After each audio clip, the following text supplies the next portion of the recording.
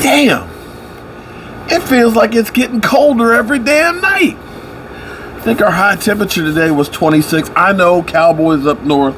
I know you got like minus 50 and stuff up there in Canada, and I got no room to complain. But damn it, it's cold. I'm tired of the cold. It is almost NFL winter. NFL winter being the end of the season. We got about a month left of football, and that's it, man. Damn. Hate the off season, but at least it'll be shorter this year than before. Still, look at it. We never have snow this long, okay? We never have snow this long. It's usually here and then gone, okay? It feel like I'm an ice station zebra, and I don't like it. Anyway, our Dallas Cowboys, I've talked about all the stuff going on with Jerry Jones and Mike McCarthy and Kellen Moore and Dan Quinn. We got all this stuff that's happening, where people are trying to pick us apart. We got all these coaches that have been fired and everything else. So, first couple of days of this week, it's Taco Tuesday. And now, time to put all that noise behind us and get ready for the Dallas Cowboys versus the San Francisco 49ers. Coming up Sunday at 4:30 Eastern. That's 3:30 Central Time in Dallas. The tickets right now, standing room only, are going on the secondary market for about $290. The cheapest seats in the upper level are like $450. I think they said the cheapest seats down below are like $700, and you got to add the fees on that too. That's the thing that's funny is, when you see those ticket prices, I found that out the hard way about Hall of Fame because I bought all the tickets for the guys. Oh, the tickets, they're only $100 a piece, but then it's like $50 each, a fee on top of it. And it's like, wait a minute, you're transferring all the seats that are there together. How come you got to put $50 on each one of them? 10 tickets, that's $500 extra. Yeah, it works that way. Unless you got tickets for me for the Washington game, in which case there was no fee at all. But be that as it may, it's going to be a hot ticket, and I'm hoping that it's not San Francisco Whiner fans that are getting those tickets. I don't want to see any other fans there other than Cowboy fans. I want us to be there loud, proud, in force, and like a bunch of crazed dogs out there. Okay, I don't want to see y'all there hanging out, in the food courts and there's two, there's like twin, sections upstairs in the concourse there. I got the 4,000 TVs, so you don't have to be, no, screw the TVs. I want you there watching this thing live and loud and rowdy and trying to give the Cowboys an advantage. That's up to you. Because if you're not part of the solution, you're part of the problem. Seriously. You better be in there cheering the hell out of the Dallas Cowboys, because we could be like the New York Giants. Yeah, we could be. So let me tell you a little story here. I'm old. I'm 56 years old. The way I know how old I am is, all I have to do is remember what Super Bowl we are. We're on Super Bowl 56. That's my age. And so when I get dementia, all I have to do is remember what Super Bowl you are. But I guess if I get dementia, I won't remember about the Super Bowl. Anyway. Growing up as a little kid, watching football, not understanding it, only understanding that my dad was excited about what he was watching. And he would say, "Go Cowboys, Dallas Cowboys, Roger Staubach," and things like that. Bob Hayes, oh, look at Bob, there goes Bob Hayes. All I knew was I wanted to be like that guy, my father, the man I looked up to literally because I was only 2 years old and I had to look up to see him. And that's how I became a Cowboy fan. And you have to understand the 70s of the Dallas Cowboys. Roger Staubach, Tony Dorsett, the Doomsday Defense. The Dallas Cowboys arguably were the team of the 70s. Steeler fans will say they were. Screw the Steelers.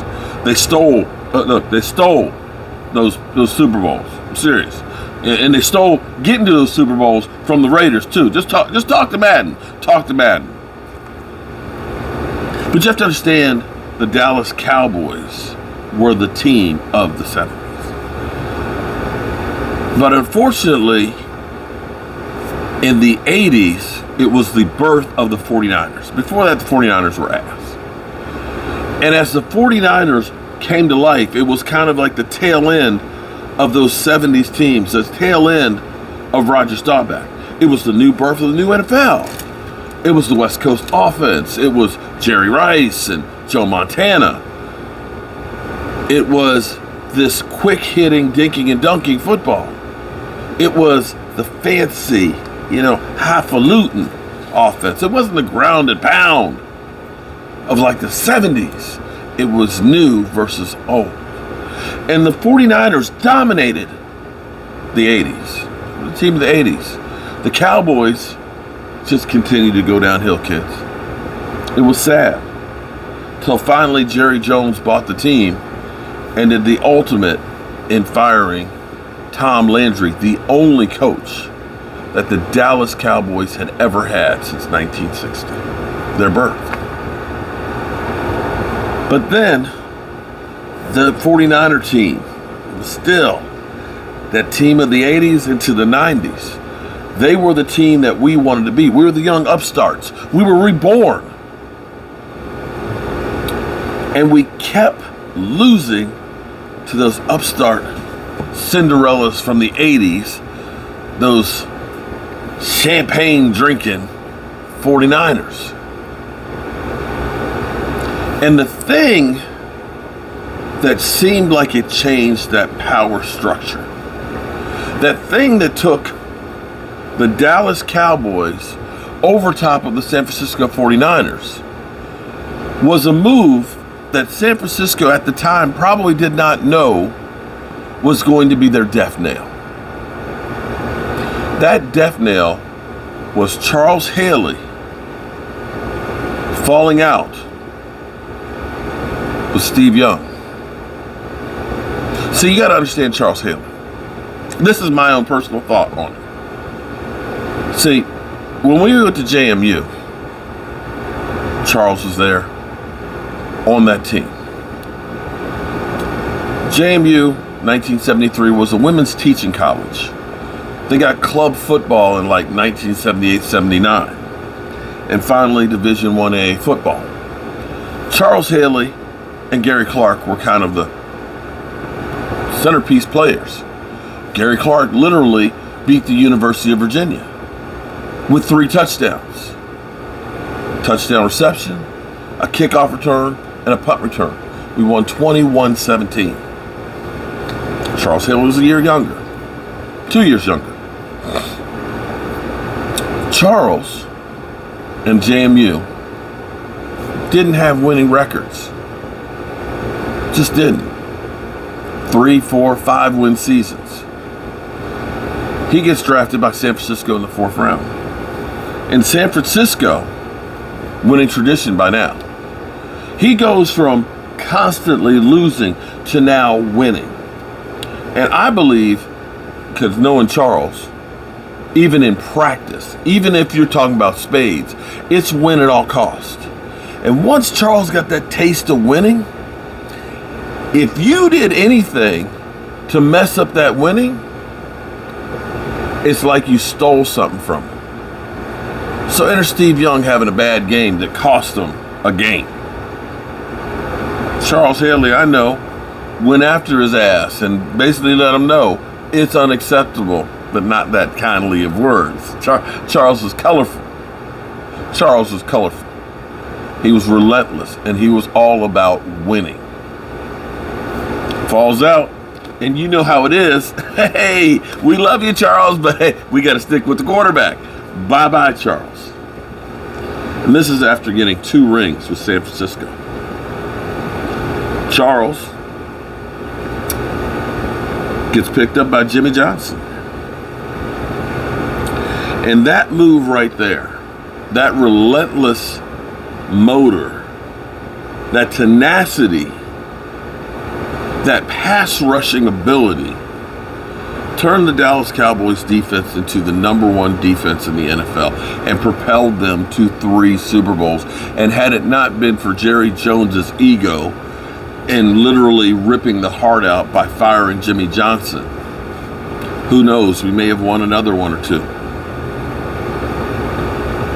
But as I look towards this game and think about that, the thing that has been missing for so long, since those 90s, is that relentless, game-changing, pass-rushing, making a quarterback piss down their leg guy that can rally the troops and be the difference maker and propel a team to a championship. I know Tom Brady's and Drew Brees's and all those guys, the quarterbacks, get all of the love and support, but I'm going to tell you though, it's those dogs in that defensive front that win championships. And that, my friends, is the reason why we ain't won one in so long. You need a Charles Haley type. And this is where I am going to hope. I am going to pray.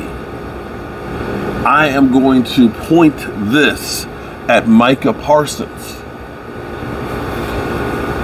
That Micah Parsons has to become that war daddy, that Charles Haley type, that game-changing, body-wrecking, making the quarterback piss down their leg type of pass rusher. Because that, my friends, is the difference of us being one and done or making that run for that Lombardi. Micah, it's on you, bro. Can you be the next Charles Haley? Some big shoes to fill, buddy. Some big shoes. But I believe you are the guy. All right, I done froze my ass off out here enough. My knees are toasted. My knees are toasted, but my ass is cold. I'm going to get back in here and pray that it finally warms up here. Can a brother get freezing? Can we just get to freezing at least? Damn, just a little 30. Give me 33. Can a brother get 33 degrees? Shit.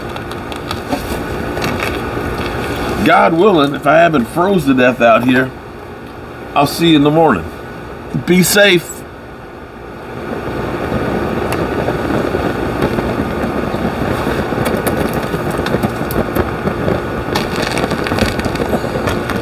Trying to slip on this damn ice out here. Shit.